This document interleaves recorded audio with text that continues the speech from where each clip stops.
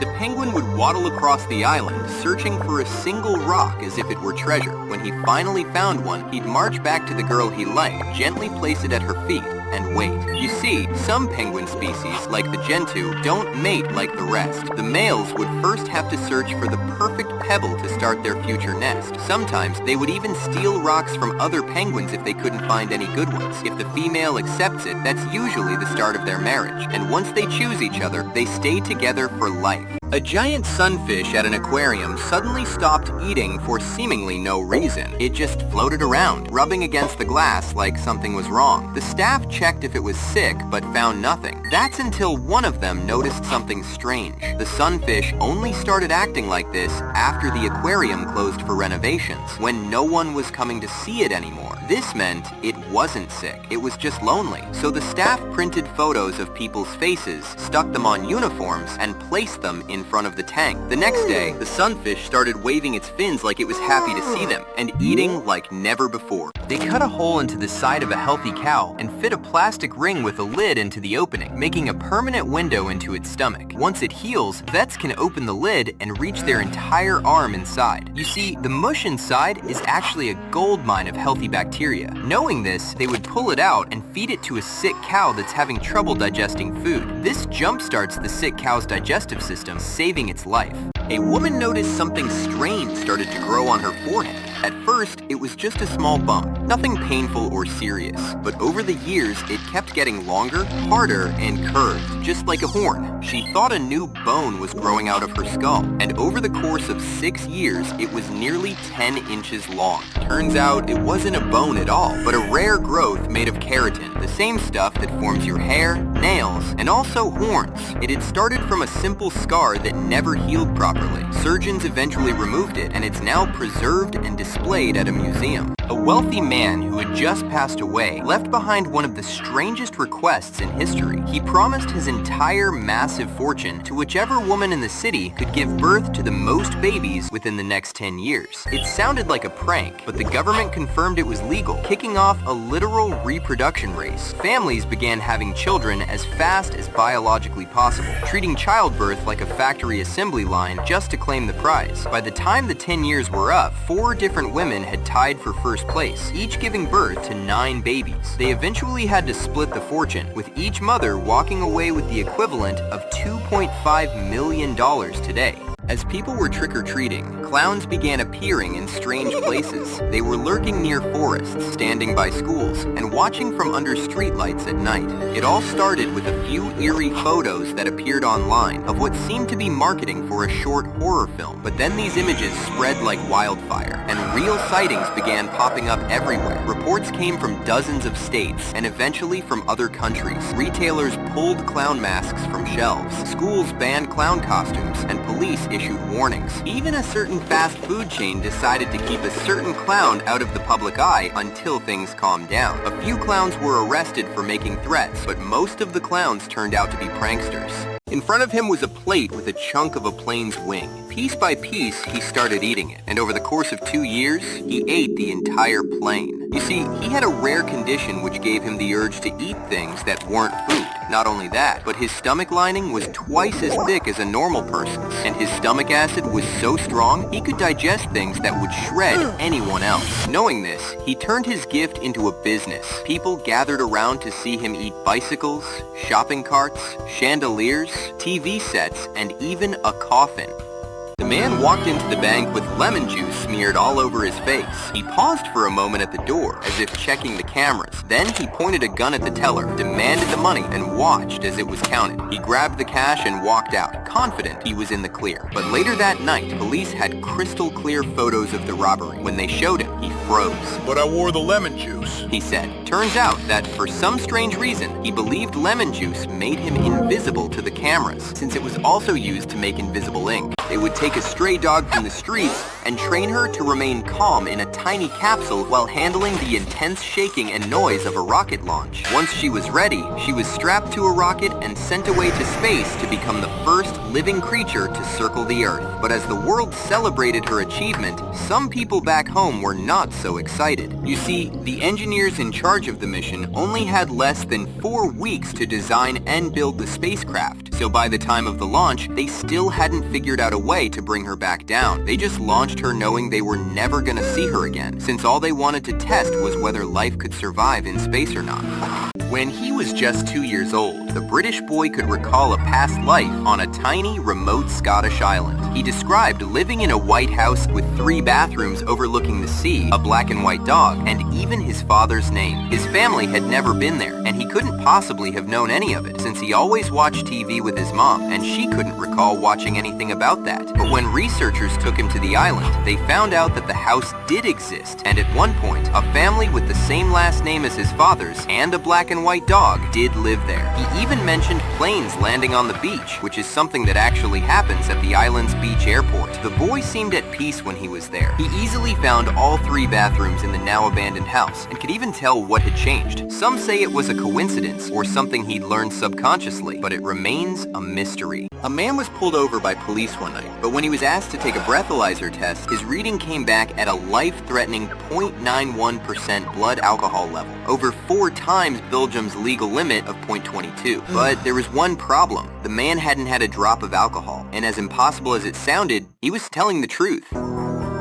The officers didn't hesitate to arrest him, since it seemed he was drunk behind the wheel. Not only that, but he had his license suspended for the same offense a few years earlier. This time, however, doctors began to look closer. They discovered he suffered from a rare condition called auto-brewery syndrome. His gut was full of special bacteria that were literally turning carbs like bread and rice into alcohol, enough to intoxicate him without a single drink. After the charges were dropped, he went on a low-carb diet to prevent his gut from making any more booze. He went into the back kitchen with a clear goal in mind. He stepped into 2 plastic tubs filled with shredded lettuce and had his coworker snap a photo of his shoes buried in it, just for fun. He then uploaded that exact photo online with the caption, This is the lettuce you eat at Burger King. But what he didn't realize was that the picture he posted had the location he worked at embedded in its metadata. People tracked the exact restaurant within minutes. They then contacted the authorities, and the restaurant fired the employee immediately. The ship's cook was sitting in the bathroom toilet when all of a sudden, rough waves made the boat capsize and start sinking into the ocean. He tried to open the metal door to escape, but the pressure was so strong, it instead pushed him into another bathroom. And before he knew it, he found himself trapped 100 feet deep in total darkness with no escape.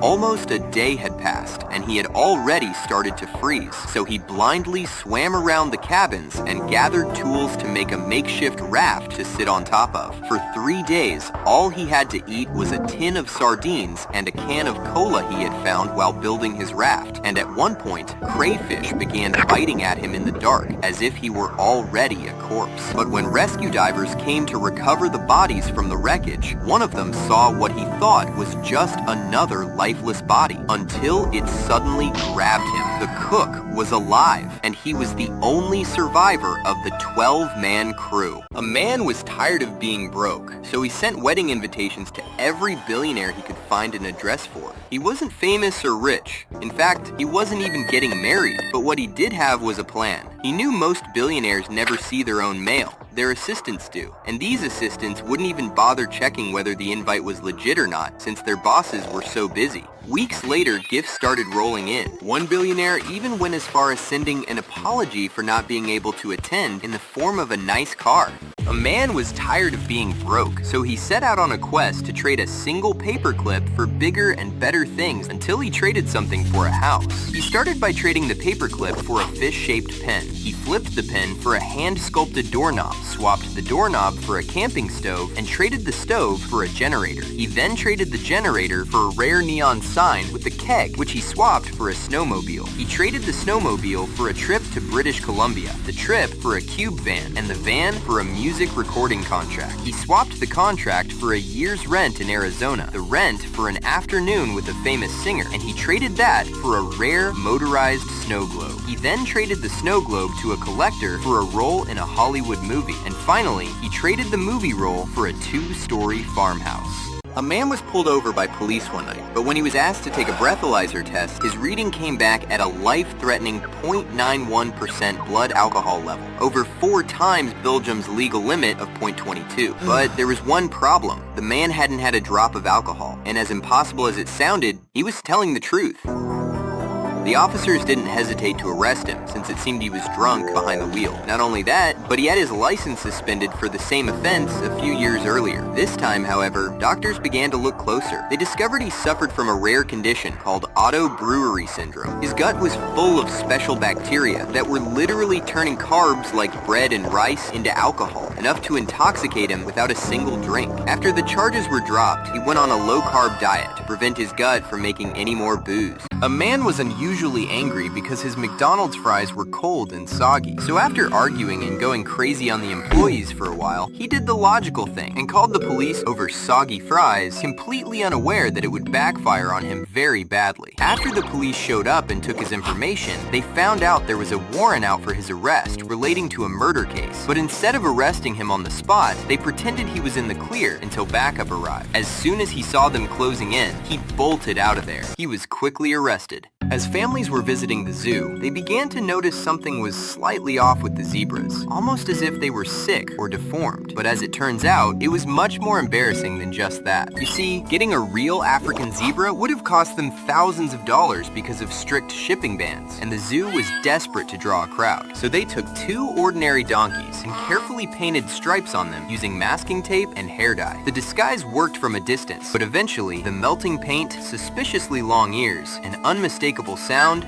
gave it away. As he was talking to the press, people at home started noticing that something was off. Next to the officers, a woman moved her hands as if doing sign language. At first, everyone assumed she was an official interpreter, but viewers noticed her movements were getting more and more ridiculous. They quickly realized she was literally making things up as she went. Turns out, some random woman had just walked into the conference, said she was there to interpret for no reason, and they let her in, no questions asked. It was only later that people discovered she had a long criminal record of fraud. An old man with dementia wandered the halls looking for somewhere familiar. He was scared, restless, and confused. He left the nursing home and headed towards a bus stop, but after waiting for a while, no buses showed up. Instead, a nurse calmly came out of the building as if she already knew where the old man had gone. She then brought him back inside, but what he didn't know was that it was all part of their plan. You see, the bus stop led to nowhere. It was a fake bus stop installed to give the elderly a safe place to relax so that instead of running away, they could peacefully sit thinking a bus was coming to pick them up. And by the time they calmed down, the staff would then know exactly where they would be and guide them back inside gently.